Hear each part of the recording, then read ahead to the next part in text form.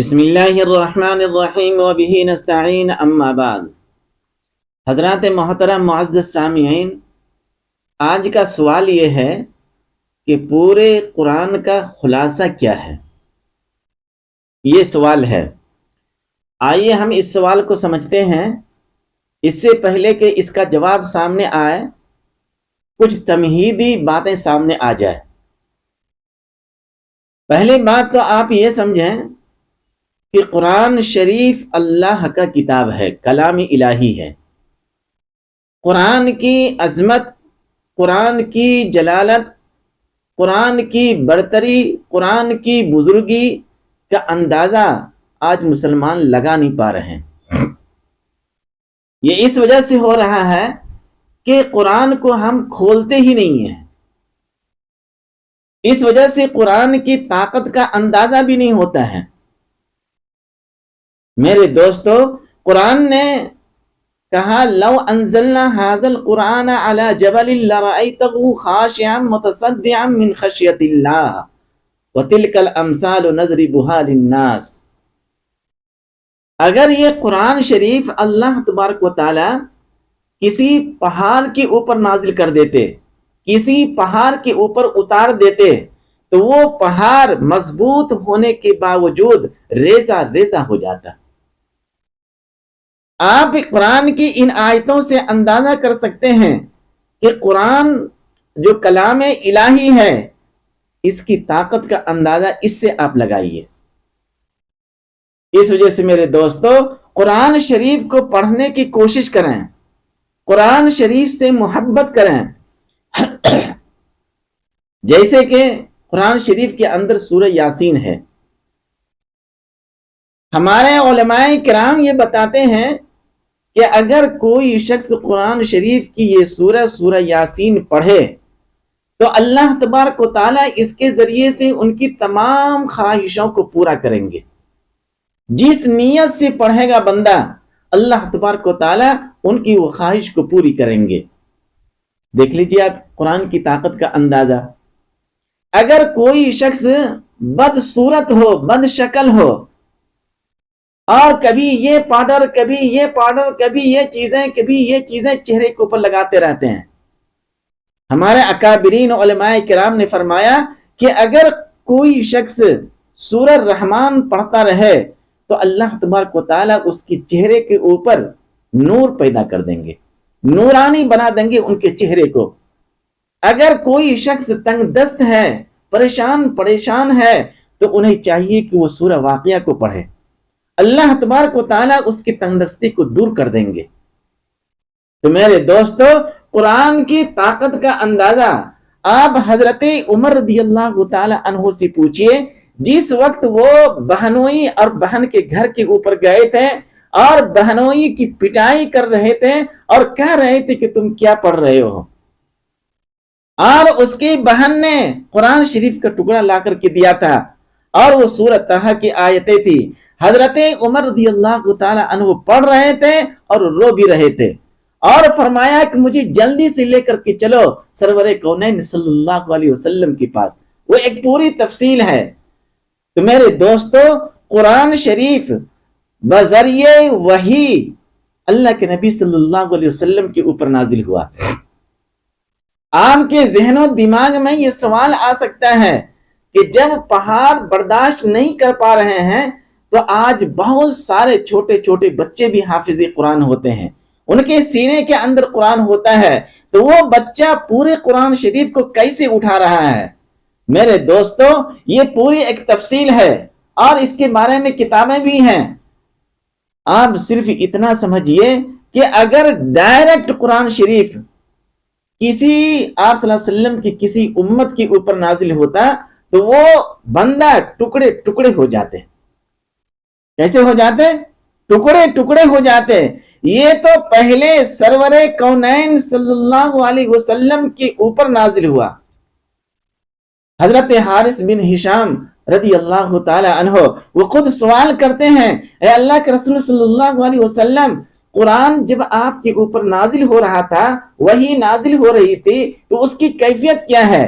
سرکار دو عالم صلی اللہ علیہ وسلم نے ارشاد فرمایا کہ کبھی کبھی گھنٹی کسی آواز آتی اور وہ فرشتے میرے اوپر قرآن کو نازل کرتے اور میں اسے یاد کر لیتا اور میرے ذہن و دماغ میں دل کے اندر وہ نقش ہو جاتی۔ سرکار دو عالم صلی اللہ علیہ وسلم نے فرمایا یہ گھنٹی کسی جو آواز ہوتی تھی یہ میرے اوپر بہت گرا گزرتا تھا، بہت شاق گزرتا تھا، بہت بھاری لگتا تھا۔ حضرت ابو الیعلا رضی اللہ تعالی عنہ یہ فرماتے ہیں جعرانہ کے مقام کے اوپر جب عمرہ کرنے والوں نے آپ صلی اللہ علیہ وسلم سے سوال کر رہے تھے اسی وقت وحی نازل ہونا شروع ہو گیا اور حضرت عمر رضی اللہ تعالی عنہ نے کپڑا اڑا دیا اور جب حضرت ابو الیعلا رضی اللہ تعالی عنہ وہ کپڑا اٹھا کر کے دیکھتے ہیں تو سرکار دو عالم صلی اللہ علیہ وسلم کا چہرے مبارک بالکل سرخ اور لال ہو چکا تھا۔ حضرت زید ابن حارث رضی اللہ تعالی عنہ کہتے ہیں کہ ایک مرتبہ سرکار دو عالم صلی اللہ علیہ وسلم میرے ران کے اوپر سر مبارک رکھ کر کے آرام کر رہے تھے اور وحی کا نزول شروع ہو گیا۔ ایسا لگ رہا تھا کہ میرا یہ ران پھٹ جائے گا۔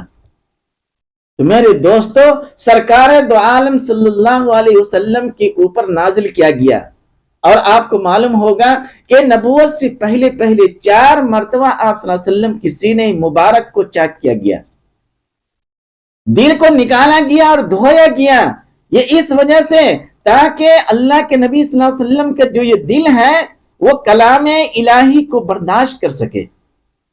تو میرے دوستو اس طرح قرآن شریف کا نزول ہوا 23 سال کے عرصہ میں۔ کتنے عرصہ میں؟ 23 سال کے عرصہ میں۔ اور قرآن شریف پورے قرآن شریف کے اندر بہت سارے مضامین ہیں لیکن میں خلاصے کے طور پہ صرف 3 چیزوں کو اگر بیان کر دوں، اگر وہ 3 چیز ہماری زندگی کے اندر آ جائے تو میں سمجھتا ہوں کہ ہمارا عمل پورے قرآن کے اوپر ہوگا۔ صرف وہ 3 چیزیں ہیں جو پورے قرآن کا خلاصہ ہے۔ آج امت اس سے غافل ہے۔ سب سے بڑی بات ہم قرآن پڑھتے ہی نہیں ہیں اور گھروں کے اندر رکھ کر کے صرف رمضان کا مہینہ آئے گا اس کے بعد کھولیں گے، یا گھروں کے اندر کسی کا انتقال ہو جائے اس کے بعد کھولیں گے۔ میرے دوستو ایسا نہ کریں، قرآن سے محبت کریں، قرآن سے دل لگائیں۔ کیسے دل لگائیں گے؟ جیسے کہ حضرت عمر رضی اللہ تعالی عنہ کے دور خلافت میں ایک شخص تھا جو گانا گایا کرتا تھا اور بہت مشہور تھا وہ شخص اس کے اندر گانا گانے میں، اور ان کی آواز بھی اچھی تھی۔ اور جب ان کی عمر 80 سال ہو گیا تو تمام لوگوں نے اسے چھوڑ دیا، بے یار و مددگار چھوڑ دیا، اور اس وقت انہوں نے قرآن کو اپنایا۔ تمام لوگوں نے اسے چھوڑا، دنیا والے چھوڑ دیے، کیونکہ اب جب بوڑھے ہو جائیں گے اور 80 سال کی عمر ہے، ظاہر سی بات وہ گانا گا نہیں سکتے ہیں، لوگ اس کے قریب آئیں گے نہیں۔ قرآن کو اپنایا اور جب فقر و فاقہ کی نوبت آئے تو وہ شخص جنت البقیع کے ایک جھاڑی کے اندر جا کر کے خوب رو رہا ہے اور اللہ سے کہہ رہا ہے، اے اللہ تیرا وہ کلام جو محمد صلی اللہ علیہ وسلم کے اوپر نازل ہوا، اے اللہ میں اس قرآن کو دیکھ رہا ہوں، آج پوری دنیا نے مجھے چھوڑ دیا ہے، اے اللہ میں روٹی کے لیے محتاج ہو گیا ہوں، اے اللہ مجھے روٹی چاہیے، مجھے بھوک لگی ہے۔ کون کہہ رہے ہیں؟ وہ شخص کہہ رہے ہیں جس کی عمر 80 سال ہو چکی ہے اور قرآن کو سینے سے لگائے ہوئے ہیں، اور کہہ رہے ہیں کہ اس کتاب کے علاوہ دنیا کے اندر کوئی کتاب نہیں ہے، اللہ کے کلام کے علاوہ کوئی کلام نہیں ہے جو مجھے سہارا دے سکے۔ حضرت عمر رضی اللہ تعالی عنہ کی دور خلافت ہے اور حضرت عمر مسجد نبوی میں آرام کر رہے ہیں، چٹائی کے اوپر نیند میں ہے وہ، اور اللہ تبارک و تعالی آواز دے رہے ہیں حضرت عمر کو، میرا ایک بندہ جنت البقیع کی جھاڑی کے اندر کلام الہی کو سینے سے لگا کر رو رہا ہے، دھاریں مار مار کر کے رو رہا ہے، اور اسے روٹی کی ضرورت ہے، تم جاؤ اور اس کی مدد کرو۔ حضرت عمر رضی اللہ تعالی عنہ فوری اٹھے اور ننگے پیر دوڑتے ہوئے جنت البقیع کی طرف گئے اور دیکھ رہے ہیں کہ جھاڑی کے اندر ایک شخص رو رہا ہے اور کلام الہی کو اپنے سینے میں لگائے ہوا ہے. کون؟ حضرت عمر رضی اللہ تعالی عنہ کے دور خلافت میں وہ شخص. اور فرمایا حضرت عمر کو دیکھ کر کے وہ شخص بھاگنے لگا. کہا کہ کہیں حضرت عمر کا کوڑا میرے پیٹھ کے اوپر برسنے لگے. اسی ڈر سے بھاگ رہا تھا وہ. حضرت عمر رضی اللہ تعالی عنہ نے ہاتھ دے کر کے روکا اور فرمایا کہ میں تمہاری مدد کے لیے آیا ہوں. وہ شخص کہہ رہا ہے کہ مجھے آپ کی مدد کی ضرورت نہیں ہے, میرے ہاتھ میں قرآن شریف ہے, میں اللہ سے فریاد کر رہا ہوں.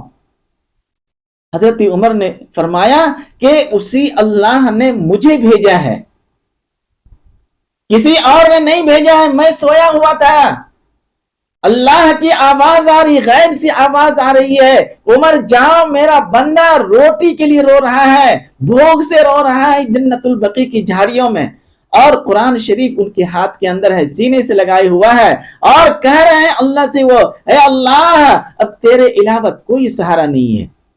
حضرت عمر رضی اللہ تعالیٰ عنہ نے فرمایا کہ اللہ نے مجھے بھیجا ہے آپ کی مدد کے لیے. اتنا سننا تھا کہ وہ شخص گھٹنوں کے بل وہاں پہ گرا اور دھاڑے مار مار کر کے رونے لگا اور کہا کہ میں اپنی پوری زندگی لہو و لعب میں گزار دیا, کاش کہ میں اس قرآن کو پہلے ہی اپنے سینے سے لگا لیتا. کیا کہہ رہا ہے؟ پہلے ہی سے اپنے سینے سے لگا لیتا تو آج میرا انجام یہ نہیں ہوتا. خوب رو رہا ہے اور اللہ سے توبہ استغفار کر رہا ہے, اے اللہ تو ہی معاف کر سکتا ہے, تیرے علاوہ کوئی ذات نہیں ہے, اے اللہ میں توبہ کرتا ہوں, اور قرآن شریف کو سینے سے لگائے ہوئے ہیں, اے اللہ تو مجھے معاف کر دے. چیخ رہا ہے, چلا رہا ہے. حضرت عمر رضی اللہ تعالی عنہ سامنے کھڑے ہیں اور دیکھتے ہی دیکھتے اس کی روح پرواز کر گئی. حضرت عمر رضی اللہ تعالی عنہ نے ان کی جنازے کی نماز پڑھائی اور جنت البقیع کے اندر ان کو دفن کیا اور فرمایا یہ شخص جنتی ہے. دیکھ رہے ہیں؟ اس وجہ سے میرے دوستو قرآن شریف سے محبت کریں, قرآن شریف کو اپنے سینے میں لگائیں. اگر کوئی بھی خواہشات دنیا کے اندر پوری نہیں ہو رہی ہے تو آپ سورہ یاسین کو پڑھتے رہیں. اور اگر آپ کو جنت چاہیے, آپ کو اللہ کی رضا چاہیے, آپ کو سرکار دو عالم صلی اللہ علیہ وسلم کی رضا چاہیے, تو بھی آپ سورہ یاسین پڑھتے رہیے. ہم دیکھتے تھے اپنی بزرگوں کو, خاص کر کے ماضی قریب کے اندر حضرت مولانا علی میاں ندوی علیہ الرحمہ بہت بڑے اللہ والے تھے اور بہت بڑے عالم تھے. میں نے اپنی آنکھوں سے حضرت کو دیکھا کہ ایک دن میں کم از کم 25 مرتبہ سے زیادہ سورہ یاسین کی تلاوت کرتے تھے. وہ چلتے پھرتے اٹھتے بیٹھتے. کون؟ حضرت. اور فرمایا کرتے تھے کہ قرآن سے بڑا سہارا دنیا کے اندر کوئی اور ہو ہی نہیں سکتا ہے. دیکھ رہے ہیں؟ کیوں نہیں ہم لوگ قرآن کو اپنائیں؟ کم از کم صبح تلاوت قرآن سے اپنے دن کا آغاز کیجئے. اللہ کی کلام ایک ایک آیت پڑھیے اور اگر سمجھنے کی کوشش کریں تو اور اچھی بات ہے. میرے دوستو خلاصہ قرآن صرف 3 چیزیں ہیں. اگر آج پوری امت مسلمہ, پوری دنیا کی مسلمان ان 3 چیزوں کے اوپر عمل کر لے تو گویا کہ انہوں نے پورے قرآن کے اوپر عمل کر لیا. جیسے کہ سرکار دو عالم صلی اللہ علیہ وسلم نے ارشاد فرمایا کہ اگر کوئی شخص سورہ اخلاص 3 مرتبہ پڑھے تو گویا کہ انہوں نے پوری قرآن شریف کی تلاوت کر لیا. اللہ تبارک و تعالیٰ پورے قرآن پڑھنے کے ثواب دیں گے. ویسے ہی اگر کوئی شخص, کوئی بندہ, اللہ کا کوئی بھی بندہ صرف 3 چیزوں کو اپنا لے تو گویا کہ انہوں نے پورے قرآن کے اوپر عمل کر لیا. وہ 3 چیزیں کیا ہیں؟ وہ 3 چیزیں یہ ہیں: رب کو راضی کرنا, اللہ کو راضی کرنا اللہ کی عبادت کے ساتھ. قرآن کا خلاصہ کیا ہے؟ پہلی بات رب کو راضی کرنا رب کی عبادت کے ساتھ. اور شاہ عرب سرکار دو عالم صلی اللہ علیہ وسلم کی ذات کو راضی کرنا اللہ کے رسول صلی اللہ علیہ وسلم کی اطاعت کے ساتھ. دو چیزیں ہوئی. یہ پورے قرآن کا خلاصہ ہے. اور مخلوق، اللہ کے مخلوق کو راضی کرنا خدمت کے ساتھ. سمجھ رہے ہیں؟ یعنی یہ تین چیزیں اگر آپ کی زندگی میں آ جائے تو سمجھ لیجئے کہ پورے قرآن کے اوپر آپ کا عمل ہو رہا ہے. آج ہم نہ تو اللہ کو راضی کرتے ہیں، فکر ہے کہ اللہ راضی ہو جائے، کبھی اگر بتی جلا دیتے ہیں اور کبھی موم بتی جلا دیتے ہیں اور کہتے ہیں کہ اللہ راضی ہو جائے گا. اللہ کو راضی کرنا ہے کس کے ذریعے سے؟ اللہ کی عبادت کے ذریعے سے، اللہ کے احکامات کے اوپر عمل کر کے. عمل تو ہے ہی نہیں، اللہ کے حکم ہماری زندگی میں ہے ہی نہیں. جب تک ہماری زندگی کے اندر اللہ کا حکم نہیں ہوگا اور اس کے اوپر ہماری زندگی نہیں ہوگی تو آپ یاد رکھیے گا کہ آپ کا قرآن کے اوپر عمل نہیں ہے. آج پوری دنیا کی مسلمان اپنے آپ کو دیکھے کہ اللہ کو راضی کرنے کی جو فکر ہے اور ہونی بھی چاہیے، لیکن اللہ کی عبادت ہے ہی نہیں میری زندگی میں، اللہ کی بندگی میری زندگی میں نہیں ہے. اور خاص طور سے جو اللہ کا حکم ہے 5 وقت کی نماز، وہ تو ہے ہی نہیں. تو کیسے اللہ راضی ہوں گے؟ تو میرے دوستو، قرآن شریف کا خلاصہ صرف 3 باتیں ہیں. اللہ کو راضی کریں گے اللہ کی عبادت کے ساتھ. عبادت کو ہم چھوڑ دیتے ہیں، بندگی کو ہم چھوڑ دیتے ہیں، اللہ کے حکموں کو ہم چھوڑ دیتے ہیں اور کہتے ہیں کہ اللہ راضی ہو جائیں گے. یہ کیسے ہوگا؟ اس وجہ سے میرے دوستو، ہر موڑ کے اوپر اللہ کے حکموں کو دیکھنے کی کوشش کریں تو اللہ راضی ہوتے ہیں اپنی عبادت کے ذریعے سے. یہ قرآن کا خلاصہ ہے نمبر 1.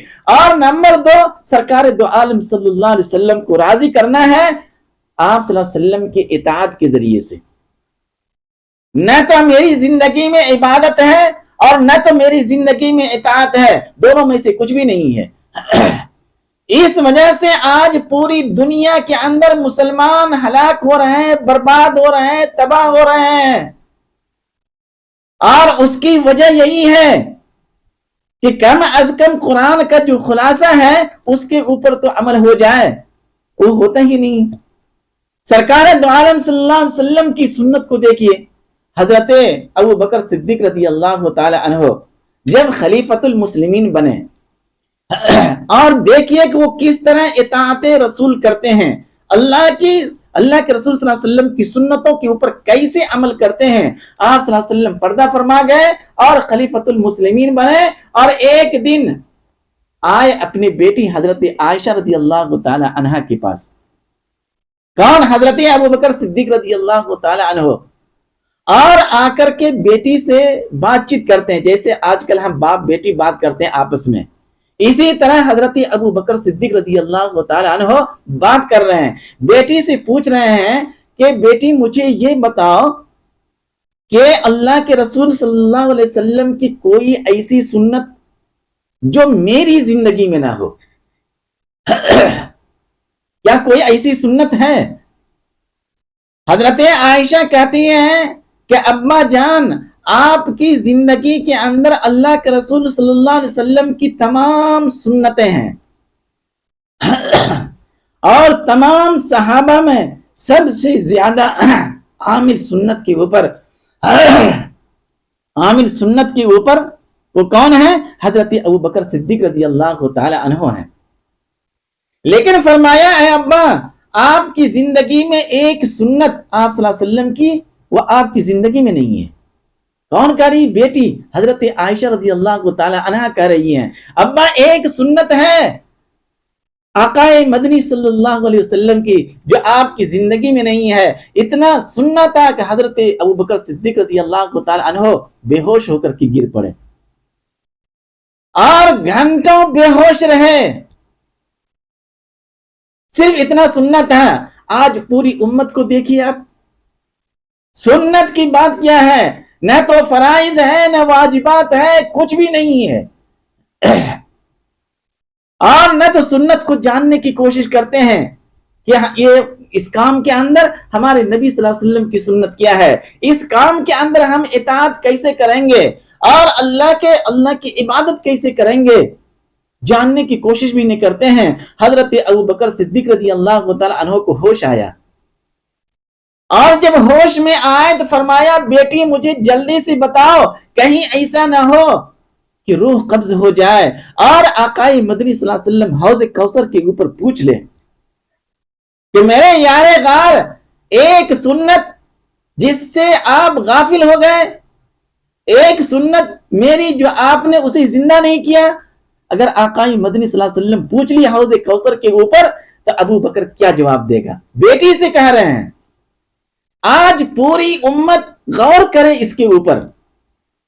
میرے دوستو خلاصہ قرآن صرف 3 ہے اور ان میں سے دوسرا نمبر اطاعت رسول ہے۔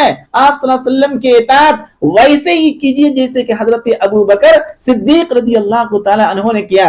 حضرت عائشہ رضی اللہ تعالی عنہ نے فرمایا کہ ابا جان یہ پیالہ ہے، ایک پیالہ، اور آقائے مدنی صلی اللہ علیہ وسلم فرنی بنانے کا حکم کرتے اور اسی پیالے کے اندر لیتے اور اس راستے سے نکلتے، کہاں جاتے کیا کرتے یہ مجھے معلوم نہیں۔ حضرت ابوبکر نے فرمایا کہ بیٹی جلدی سے بنا دو تاکہ اس سنت کے اوپر عمل ہو جائے، اطاعت رسول ہو جائے۔ اگر کسی کے اندر اطاعت رسول نہیں ہے تو یاد رکھے قرآن کے کسی بھی آیت کے اوپر اس کا عمل نہیں ہے۔ پورے قرآن کا خلاصہ صرف 3 ہی ہے، اللہ کو راضی کرنا عبادت کے ذریعے سے، رسول کو راضی کرنا اطاعت کے ذریعے سے۔ ہماری زندگی میں اطاعت بھی نہیں ہے اور ہماری زندگی میں عبادت بھی نہیں ہے۔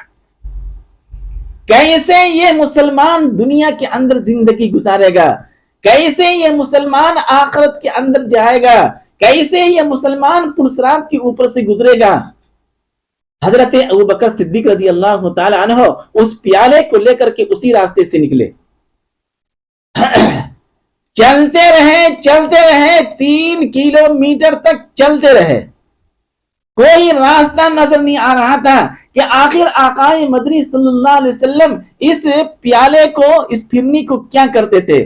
جب 3 کلومیٹر چلنے کے بعد ایک جھاڑی سی جنگل سے آواز آ رہی تھی، اوہ کی آواز آ رہی تھی۔ حضرت ابوبکر صدیق رضی اللہ تعالی عنہ اس آواز کی جانب لپکے اور دیکھتے ہیں کہ ایک شخص ہے اور آنکھوں سے اندھا ہے، بالکل کالا کلوٹا ہے، گوشت کا ایک صرف لوتھرا ہے، نہ ہاتھ ہے نہ پیر ہے، اور بدن سے خون اور پیپ بھی بہ رہا ہے اور پورے بدن سے بدبو بھی آ رہی ہے۔ ایسا شخص اس جھاڑی کے اندر پڑا ہوا ہے۔ حضرت ابوبکر صدیق رضی اللہ تعالیٰ عنہ نے فرمایا ممکن ہے کہ آقائے مدنی صلی اللہ علیہ وسلم یہ فرنی اسی کو کھلاتے تھے۔ چنانچہ حضرت ابوبکر رضی اللہ تعالیٰ عنہ نے انگلی میں ایسی پھرنی لیا اور اس کے منہ کے اندر رکھے۔ اتنا زور سے وہ بندہ چیخا اور اتنا چلایا کہ آج مجھے معلوم ہوا کہ 3 دن سے آقائے مدنی صلی اللہ علیہ وسلم کیوں نہیں آ رہے تھے۔ آج مجھے معلوم ہوا کہ آپ صلی اللہ علیہ وسلم پردہ فرما گئے۔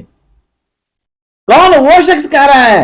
حضرت ابوبکر صدیق رضی اللہ تعالیٰ عنہ نے ان کے بدبو کا پرواہ نہیں کیا اور فوری ان کو سینے سے لگا لیا اور فرمایا کہ تمہیں کیسے معلوم ہوا کہ آقائے مدنی صلی اللہ علیہ وسلم اب اس روئی زمین کے اوپر نہیں رہے، پردہ فرما گئے۔ فرمایا کہ آقائے مدنی صلی اللہ علیہ وسلم کا کھلانے کا طریقہ یہ نہیں تھا جو آپ کھلا رہے تھے۔ سرکار دو عالم صلی اللہ علیہ وسلم اس پھرنی کو اپنے منہ کے اندر ڈال کر کے پہلے چباتے تھے، بلاتے تھے اس کو، اور اس کے بعد آقائے مدنی صلی اللہ علیہ وسلم میرے منہ کے اندر ڈالتے تھے تاکہ آسانی کے ساتھ حلق کے نیچے اترے۔ کون کہہ رہے ہیں؟ وہ شخص کہہ رہا ہے۔ حضرت ابوبکر صدیق رضی اللہ تعالی عنہ روتے رہے، سینے سے لگا لیا، نہ تو ان کے خون بہنے کی پرواہ کیا، نہ تو ان کے پیپ بہنے کی پرواہ کیا، نہ تو اس کے بدبو کی پرواہ کیا۔ اور آج مسلمانوں کو دیکھ لیجیے۔ اس وجہ سے میرے دوستو قرآن ایک عظیم کتاب ہے اور کلام الہی ہے، ایک ضابطۂ حیات ہے، اس کو پڑھنے کی کوشش کیجئے اور اسے دیکھنے کی کوشش کیجئے، اس کے اوپر عمل کرنا ہے تو صرف 3 باتوں کا خیال رکھنا ہے۔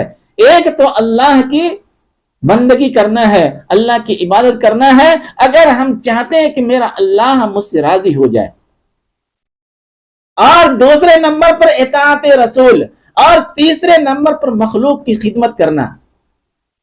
اللہ کے جتنے بھی مخلوق ہیں، خاص کر کے یہ حضرت انسان، آپ کسی سے نفرت نہ کریں، کسی بھی انسان سے نفرت نہ کریں، اور ویسے ہی خدمت کریں جیسے کہ حضرت عمر رضی اللہ تعالی عنہ نے کیا اپنے دور خلافت کے اندر۔